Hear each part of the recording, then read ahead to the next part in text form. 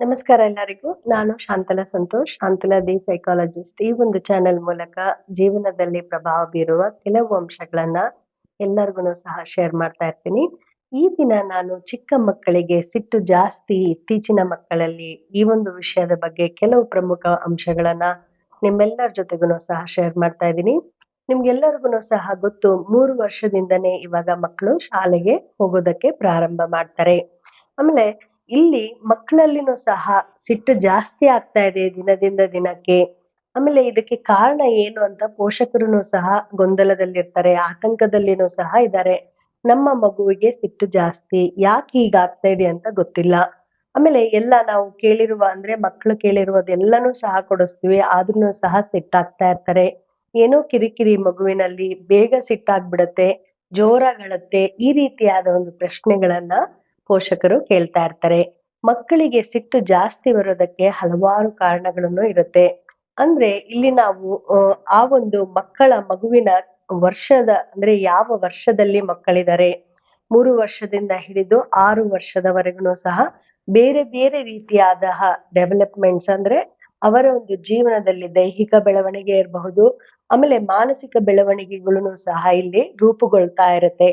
So ಇಲ್ಲಿ ನಾವು ನೋಡೋದಾದ್ರೆ ಕೆಲವು ಕಾರಣಗಳು ಜೈವಿಕ ಅಂದ್ರೆ ಆನುವಂಶಿಕವಾಗಿನೂ ಸಹ ಕೆಲವು ಅವರ ಒಂದು ಭಾವನೆಗಳನ್ನ ವ್ಯಕ್ತಪಡಿಸೋದ್ರಲ್ಲಿ ಅವನು ಸಹ ಪ್ರಭಾವವನ್ನ ಬೀರಿರುತ್ತೆ.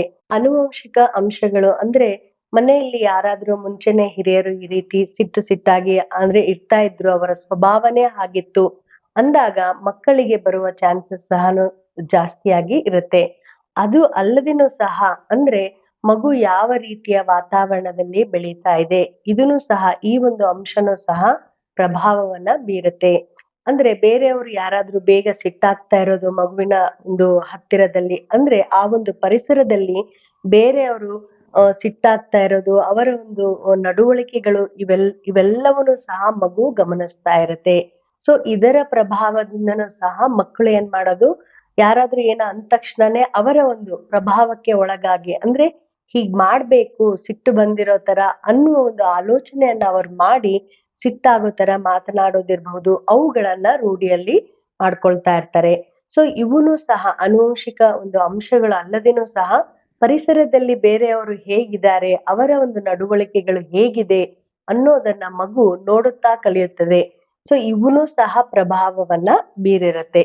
ಇದರ ಜೊತೆಗೆ ಮಕ್ಕಳ ಒಂದು ಭಾವನೆಗಳನ್ನ ಸರಿಯಾಗಿ ನಾವು ಕೇಳಿಸಿಕೊಳ್ಳದೆ ಇದ್ದಾಗ ಮಕ್ಕಳಿಗೆ ಸ್ವಭಾವತಃ ಸಿಟ್ಟು ಜಾಸ್ತಿ ಆಗುತ್ತದೆ.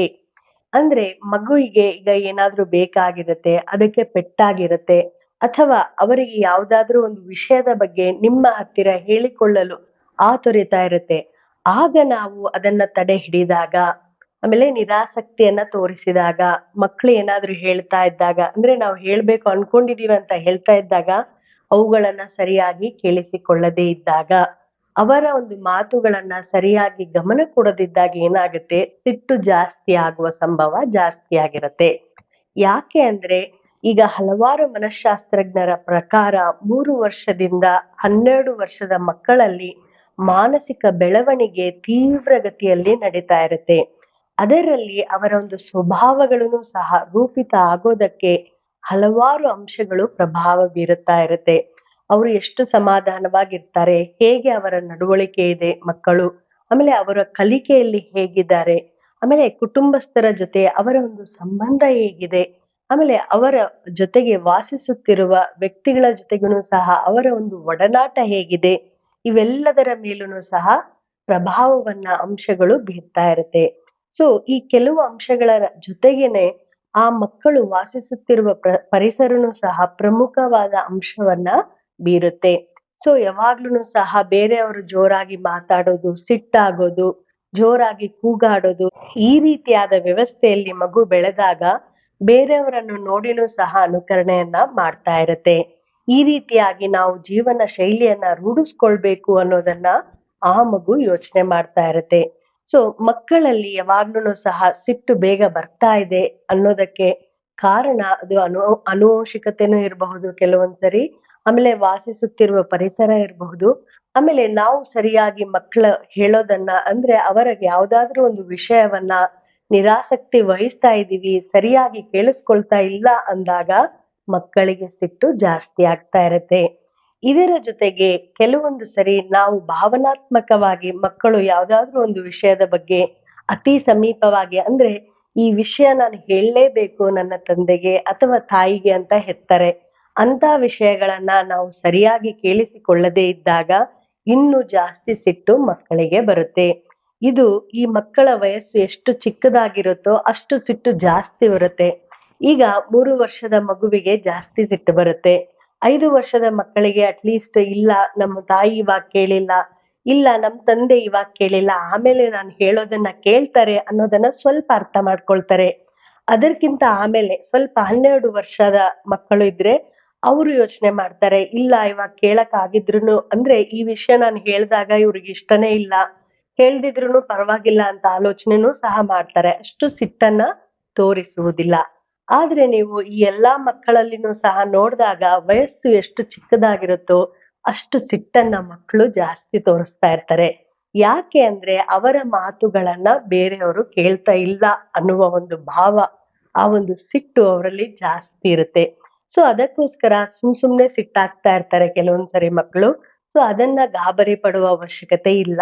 ಮಕ್ಕಳು ಸ್ವಲ್ಪ ದೊಡ್ಡವರಾಗ್ತಾ ಆಗ್ತಾ ಈ ಒಂದು ಸ್ವಭಾವ ಕಡಿಮೆ ಆಗತ್ತೆ. ನಮ್ಮ ಮಗುವಿನಲ್ಲಿ ತುಂಬಾ ಸಿಟ್ಟಿದೆ, ಈ ಸಿಟ್ಟನ್ನ ಹೋಗಲಾಡಿಸಲು ನಾವು ಏನ್ ಮಾಡ್ಬೇಕು? ಇಂತಹ ಪ್ರಶ್ನೆಗಳನ್ನ ಪೋಷಕರು ಕೇಳ್ತಾ ಇರ್ತಾರೆ.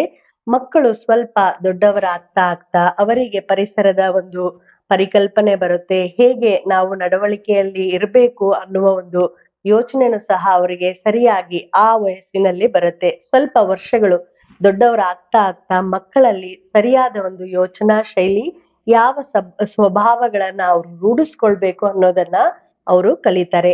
ಸೊ ಇದರ ಜೊತೆಗೆ ಕೆಲವೊಂದ್ಸರಿ ಏನಾಗುತ್ತೆ ಮಕ್ಕಳಿಗೆ, ಈ ಚಿಕ್ಕ ಮಕ್ಕಳಿದ್ದಾಗ ನಾವು ಬೇರೆಯವರ ತರ ಇಲ್ಲ, ನೋಡೋದಕ್ಕಿರಬಹುದು, ಕಲಿಕೆಯಲ್ಲೂ ಸಹ ಬೇರೆಯವರು ಈ ತರ ಚೆನ್ನಾಗ್ ಮಾತಾಡ್ತಾ ಇದ್ದಾರೆ, ನನಗ್ ಮಾತಾಡಕ್ ಬರ್ತಾ ಇಲ್ಲ, ಈ ಒಂದೂನು ಸಹ ಯೋಚನೆ ಇರಬಹುದು. ಇದರಿಂದನೂ ಸಹ ಮಗು ಕೆಲವೊಂದ್ಸರಿ ಸಿಟ್ಟಾಗ್ತಾ ಇರತ್ತೆ. ಆಮೇಲೆ ಬೇರೆಯವರ ವಿಷಯದಲ್ಲಿ ಯಾವ್ದಾದ್ರು ಅಂದ್ರೆ ಅವರು ನೋಡೋದಕ್ ಚೆನ್ನಾಗಿದ್ದಾರೆ, ಅವ್ರು ಚೆನ್ನಾಗ್ ಓದ್ತಾರೆ, ಅಥವಾ ಅವ್ರ ಹತ್ರ ಒಳ್ಳೊಳ್ಳೆಯ ಒಂದು ವಸ್ತುಗಳಿರ್ಬಹುದು, ಪುಸ್ತಕಗಳಿರ್ಬಹುದು, ಪೆನ್ಸಿಲ್ ಇರ್ಬಹುದು, ರಬ್ಬರ್ ಇರ್ಬಹುದು, ಈ ರೀತಿ ಚಿಕ್ಕ ಚಿಕ್ಕ ವಿಷಯಗಳನ್ನು ಸಹ ಮಕ್ಕಳಲ್ಲಿ ಏನಾಗತ್ತೆ ಸಿಟ್ಟನ್ನ ತರಿಸ್ತಾ ಇರತ್ತೆ. ಸೊ ಈ ವಿಷಯಗಳನ್ನು ಸಹ ಮಕ್ಕಳಲ್ಲಿ ಪ್ರಭಾವವನ್ನ ಬೀರ್ತಾ ಇರುತ್ತೆ. ಸೊ ಪೋಷಕರೆಲ್ಲರಿಗೂ ಸಹ ಈ ಒಂದು ವಿಡಿಯೋ ಮೂಲಕ ಹೇಳೋದೇನೆಂದರೆ, ಮಕ್ಕಳು ಸ್ವಲ್ಪ ಸಿಟ್ಟಾಗ್ತಾ ಇದ್ದಾರೆ, ಸುಮ್ನೆ ಕಿರಿಕಿರಿ ಮಾಡ್ತಾ ಇದ್ದಾರೆ, ಎಲ್ಲದಕ್ಕೂ ಸಹ ಸಿಟ್ಟಾಗಿ ಜೋರಾಗಿ ಬೈತಾ ಇದ್ದಾರೆ ಅಂದಾಗ ನೀವು ಆತಂಕಕ್ಕೆ ಒಳಗಾಗ್ಬೇಡಿ. ಈ ಒಂದು ಸಿಟ್ಟಿನ ಒಂದು ಕಾರಣಗಳು ಹಲವಾರು ಇದ್ರೂನು ಸಹ ಹೇಗೆ ನಿಭಾಯಿಸ್ಬೇಕು ಅನ್ನೋದನ್ನ ನೀವು ಕೇಳೋದಾದ್ರೆ, ಮನೆಯಲ್ಲಿ ಮೊದಲು ಶಾಂತಿ ಅಂದ್ರೆ ಒಳ್ಳೆಯ ವಾತಾವರಣವನ್ನ ಇರೋ ತರ ನಾವು ನೋಡ್ಕೊಳ್ಬೇಕು. ನಾವು ಮನೆಯಲ್ಲಿ ತುಂಬಾ ಸಿಟ್ಟಾಗಿ ಮಾತನಾಡೋದಿರ್ಬಹುದು, ಕೂಗಾಡೋದಿರ್ಬಹುದು, ಈ ರೀತಿಯಾಗಿ ಮಾಡಿದಾಗ ಮಕ್ಕಳುನು ಸಹ ಅವುಗಳನ್ನ ರೂಢಿಯಲ್ಲಿ ಮಾಡ್ಕೊಳ್ತಾರೆ.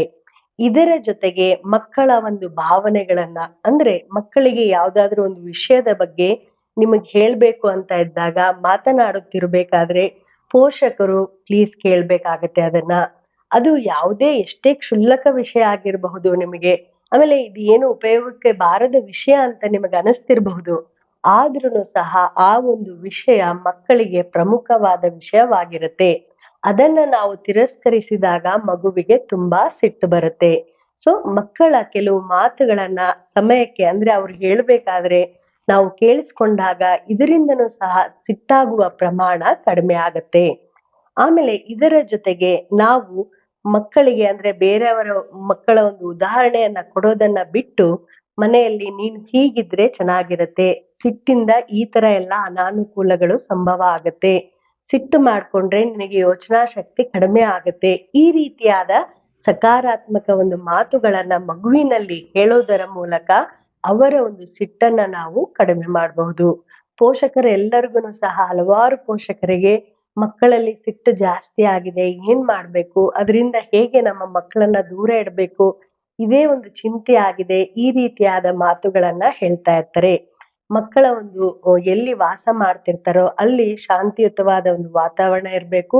ನಿಮ್ಮ ಒಂದು ನಡವಳಿಕೆಗೂ ಸಹ ತುಂಬಾ ಸಿಟ್ಟಾದ ಒಂದು ನಡವಳಿಕೆ ಯಾವಾಗ್ಲೂ ಇದ್ದಾಗ ಇದೂನು ಸಹ ಅವರ ಮೇಲೆ ಪರಿಣಾಮ ಆಗುತ್ತೆ. ಇದನ್ನು ಸಹ ಆದಷ್ಟು ನೀವು ದೂರ ಇಡಬೇಕು.